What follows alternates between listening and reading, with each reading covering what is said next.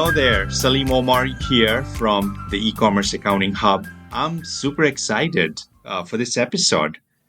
We are going to be sharing with you some important lessons, challenges, and how to overcome them when it comes to your e-commerce business. And to do that, I've invited my business partner, Shaw, who is an experienced, a seasoned e-commerce entrepreneur himself. He and I are going to get into a very quick but very relevant and timely conversation about some of the mistakes we see e-commerce business owners make and how to avoid them.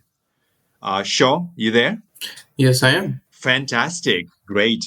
Good. And yeah, this is interesting. I mean, this episode we've got folks in different parts of the country. Show is traveling to the Ukraine.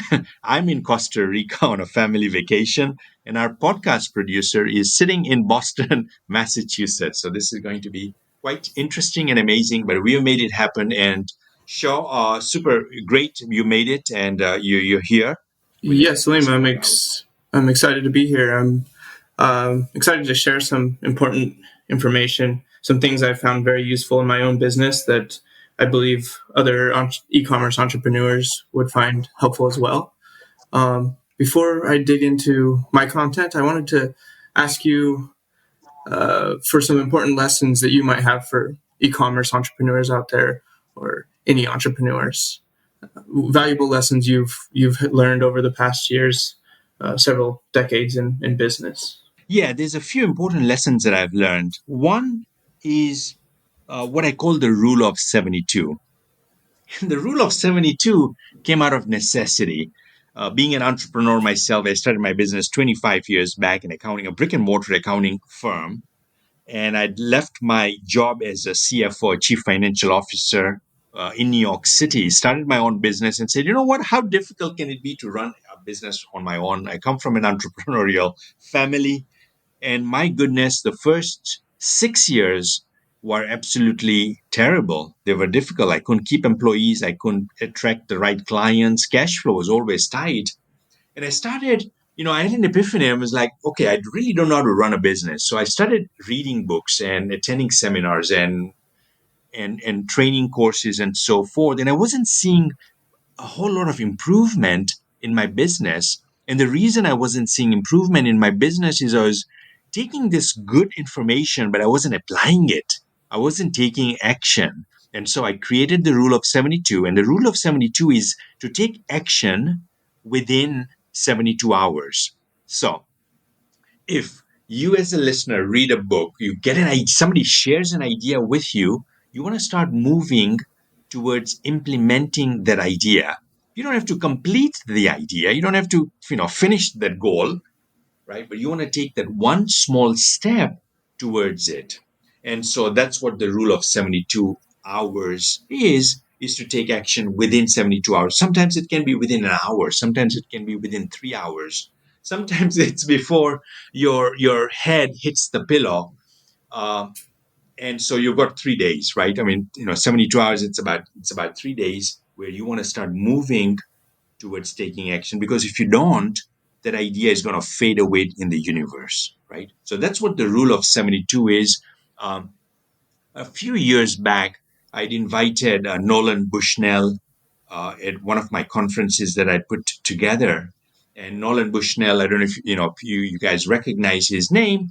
He's the founder of really successful enterprises like Atari Computers, Chuck E. Cheese, and the like. So Nolan on the stage, he shares this quote that I wrote down in my journal. It says, "The critical ingredient is getting off your butt and doing something." It's as simple as that. A lot of people have ideas, but there are few who decide to do something about them now. Not tomorrow, not next week, but today. The true entrepreneur is a doer, not a dreamer. Words from the wise Nolan Bushnell.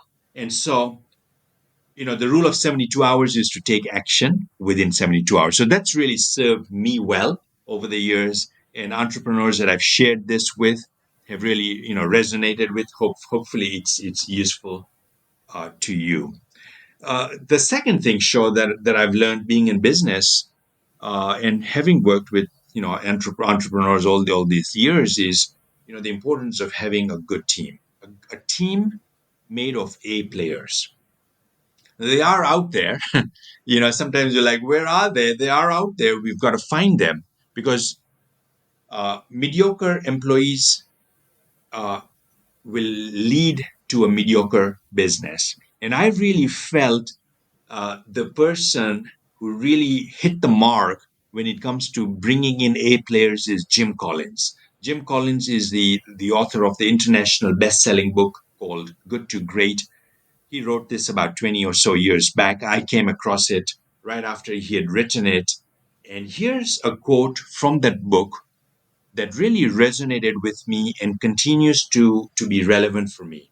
He said this: in fact, leaders of companies that go from good to great start not with where, but with who. They start by getting the right people on the bus, the wrong people off the bus, and the right people in the right seats, right? And that second sentence, folks, that Jim says is really the most relevant. They start by getting the right people on the bus, the wrong people off the bus, and the right people in the right seats. So I want you, as you're listening to this episode, I want you to reflect, to assess your current team. If you've got the right people, are they in the right seats? If you've got the wrong people, you need to get them off the bus and you need to replace them with the right people, right? And that's uh, making sure that you are being very diligent in your hiring process. You're being very thorough in your hiring process. You're utilizing more than yourself to interview folks, to really assess if they are the right fit. And so building a company with A players is what it's about. Now, the third thing, sure, we can go into is, you and I both know this because we work together, and that's kind of what we've been doing with companies is knowing and helping them with numbers, right? Business is about numbers, understanding the most important numbers, and creating a successful big business becomes a whole lot easier when we are tracking the right numbers, because we can then manage and we can improve the business in a more realistic way. Sure, perhaps you can share some of the key performance indicators, some of the numbers that a business owner should be looking at on a regular basis. Actually, Salim, can I interrupt you and discuss the rule of 72 a little bit more, real Of quick? course.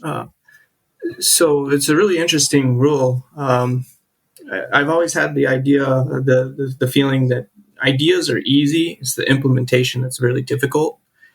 And um, so I love the rule of 72. My concern is, how do you balance acting and making sure you're making the right decision? Do I pull the trigger on that software right away and get going, or should I take more time and research? Um, I feel like there's got to be Yeah, some that's a balance great there. that's a great insight and a great observation and a great question, Shaw. What I've seen, what I know is that leaders, entrepreneurs, the successful ones are decisive. We can research, but at some point we got to make a decision because otherwise we get lost in the research. And so once we have that comfort, we have done the research, we've asked the questions, we've done what we can within a certain amount of time, then we gotta bite the bullet and we gotta do it, because you're not gonna know until you do it, and you're gonna learn, right? Once we do it, and if it's not the best decision, we're gonna learn from our mistakes, and that's going to drive future decisions and future actions. And so, I mean, I feel that we cannot get lost in this indecisiveness, and we got to then make our best effort. And it really goes with so many aspects of a business, when it comes to taking action, it comes to decision making, when it comes to producing a product. Good is good enough. Like, at some point we gotta give it our best effort, and then we gotta get it out, and we gotta collect feedback from the marketplace, from the users of our product. And so there's The more we do this, the more that muscle in our brain gets used and the better we get at it. Very nice. Yeah, I really do enjoy that rule of 72. Definitely, of course, revenues, net profit, some obvious ones. They're very important. Contribution margins, profit margins, inventory turnover. Uh, Specifically for e-commerce, conversion rate is a very big one. Looking at how well your products are converting, how much missed opportunity are you having from customers who are viewing your pages, viewing your products, interested possibly, and turning away versus making a purchase. Similarly, cart abandonment rate. So this goes for people selling on their own website where they can analyze their cart abandonment. How many customers are putting together a shopping cart, adding products that they wish to buy, going to the checkout, and then not proceeding and not continuing? And is that rate low, high? Is it what you would expect if you're really analyzing that rate? What could be causing that rate to be too high? How could you reduce that rate? Are you charging too much shipping? Is there something wrong with your checkout process that's causing maybe a page load delay that's forcing a customer to abandon cart? It's taking too long. They go somewhere else. So conversion rate, cart abandonment rate are very important aspects to me as far as KPIs, numbers, and important data. Yeah, that's very good. And one more thing that I'd add, and then we'd kind of segue into talking about putting a financial infrastructure in place with with inventory and multi-channel selling and so forth. But Mm-hmm. one more thing that I would add is comparative analysis and looking at these numbers on a regular basis, and looking at these numbers on a weekly basis, on a monthly basis, and really doing a comparative analysis and comparing one period to another. Because when we do that, we really start seeing trends, and we can see upward trends, or we can see downward trends, or we can see trends that are business staying the same. And that's really all good data. That's really good insights and intelligence to get, so that you can make important decisions to steer your business towards more growth and more profits and more cash. So thanks, Shaw. That was good. Now I want to ask you questions along the lines of, or get your insights along the lines of inventory and multi-channel selling. What's your experience been in that area when it comes to putting a financial structure and system in place? So inventory, managing your inventory across multi-channel selling, I believe, is one of the most difficult things to achieve. And it's also very important. In my business, I've experienced many times where I've listed products on Amazon, for example, and they didn't do as well as I would hope. I go to another platform such as Etsy and find that those same products perform much better. And vice versa. Stuff that doesn't perform well on Etsy might do very well on Amazon.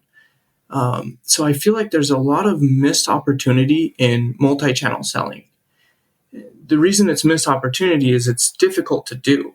You can get a listing up on one of these channels, understand that channel, how it works, what are the rules, what data points do you need to get your product listed, and successfully start selling on that channel. Now, once you introduce a second channel, that's when you have some complications, specifically in inventory management and listing management.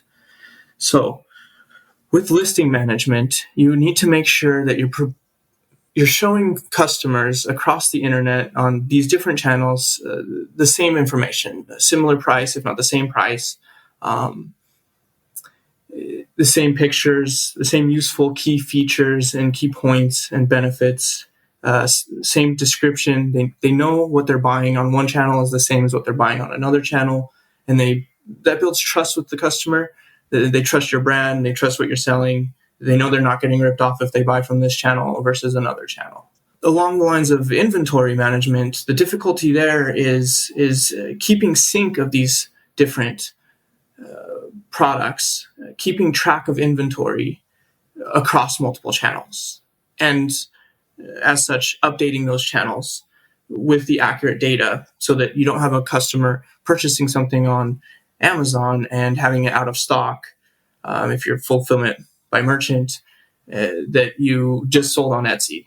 So keeping track of that inventory and syncing it across channels automatically is a challenge. All of that comes with careful planning. So again, it's easy to get started on one channel, figure that channel out, learn how it works, and get listed. But then you want to be very thorough and really plan for your next channels and your growth of your business. How do you want to create that product? What variations does it have? What children does it have? How do you set up your SKUs and your UPC numbers to ensure that once you're ready to go to another channel, you're going to be able to get that data on the other channel as effectively and efficiently as possible? And most importantly, what systems are you going to use? What software and what procedures are you going to use to get that all in place? And so, I mean, what you're saying is there's no clear-cut answer for an e-commerce business. But what you are saying is, make sure that they plan accordingly and take into consideration all these factors that you just mentioned, so that it can happen successfully for them. Absolutely. It's critical in the planning phase to be ready for those expansion of those channels. I want to mention to our listeners, we are putting out a series of articles on these topics, helping dig deeper into inventory management, order management, listing management, and various systems and software that you can utilize to effectively put that into place. And again, as you said, there's no one size fits all. There's no one perfect software. It really is dependent on the products that you're selling, your fulfillment method, and how you want to display those products and which channels you want to sell on. With these different variables in place, these different business requirements, you can begin to build a picture of what your business needs specifically. And the data that we're going to be putting out, the different blog posts and articles and resources that we're putting out over the next few weeks to a month are going to be very helpful to understand. If you're in that situation where you're ready to go multi-channel, you're going to be able to look at this data and understand what systems, what software might I use to put this into place. Wonderful. That was really good. Awesome. So, folks, as a recap, several big points we talked about. Number one, the rule of 72 hours. Number two, the importance of having an A team in your bus, using Jim Collins' words. And then number three is business is about numbers, and it's about putting a financial system in place that gives you those numbers, that makes that integration, and putting a system around the finances of your business, because that can be the engine. That's going to be the engine that's going to drive the success of your business. Yeah, and I would add that number 4 is, how do you plan for growth in your e-commerce? And if you're doing it through multi-channel, it's a great and effective way to do it, as long as it's done properly, so that you're efficient and cost-effective, and everything, all that data is in regards to cost of goods sold and inventory management is all in place as you expand. Thanks, Joe. Really appreciate you jumping on this episode. Really useful, good stuff you shared. And I hope our listeners found this very useful. No, it was a great time. Thank you, Salim. Thanks for listening to the eCommerce Money Map podcast. If you'd like to hear more episodes, you can find them at ecommercemoneymap.com or on your favorite podcast directory. Don't forget to like and subscribe. If you want to learn more about the eCommerce Accounting Hub, visit ecommerceaccountinghub.com. Thanks for tuning in. We'll see you next time on the eCommerce Money Map podcast.